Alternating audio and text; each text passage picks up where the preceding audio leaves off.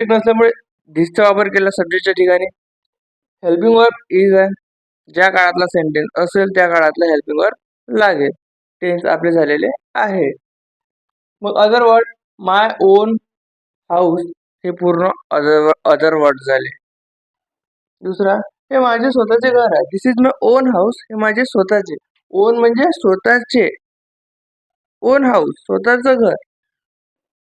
That is your on problem, ते तुझी problem आहे, ते तुमची प्रॉब्लेम आहे. ते तुझी प्रॉब्लेम आहे, ते तुमची प्रॉब्लेम आहे, ती तुमची समस्या आहे किंवा ती तुमची स्वतःची समस्या आहे. That is your on problem, ती तुमची स्वतःची, ती तुमची स्वतःची प्रॉब्लेम आहे. म्हणून on problem, your on problem. Avinash is my on